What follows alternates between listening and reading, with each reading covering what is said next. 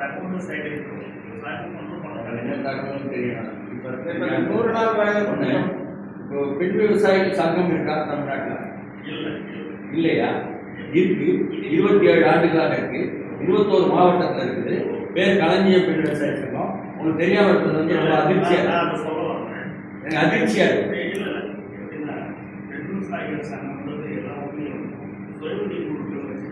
நான் அதை சொல்லல. களஞ்சியம் அமைப்பு இருக்காங்க. அவங்க கொடுத்த அதாவது பெண் விவசாயிகள் சங்கம் நம்ம அவர் அது மாதிரி விஷயம். களஞ்சியம் வந்து அவங்க ஒரு என்ஜிஓ பாணியில் வேலை செய்யறாங்க. என்ஜிஓ பாணியெல்லாம் இல்லை. 27 ஆண்டுகளாக 21 மாவட்டங்கள்ல என்ன கலெக்டர்கிட்ட போய் நிலத்தை வாங்கி அதுல வந்து சிறுதானியம் போட்டு பணி செய்யறாங்க. அது கோரிக்கை வைத்து போராட்டங்கள் நடத்துறாங்க. சங்க மாநாடுகள் நடத்துறாங்க. 21 ஆண்டா, 27 ஆண்டா, 28 ஆண்டா. அதனால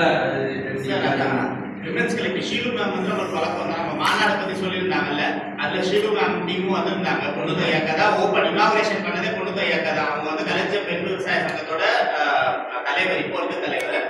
இணைப்பு குழு வந்து நம்ம கன்சல்டேஷன் நடத்தணும்னு சொன்னோம்ல, அதுல இணைஞ்சிருந்தாங்க. அப்படி இல்ல, நிறைய பேர் இப்போ அப்படி அந்த இணைப்பு குழு இன்வால்வ் ஆயிருக்காங்க. கூட்டு இயக்கத்துல இருக்காங்க. சொல்ல முடியும். நான் முதலே ஒரு வார்த்தை சொல்லிட்டேன். இல்ல பரவாயில்ல. இந்த நச்சு நான் சொல்ல கொஞ்சம் அங்க அந்த குழுக்கள் அமைக்கிறப்பவே ஒரு களஞ்சியம் போன்ற குழுக்கள் நினைவில்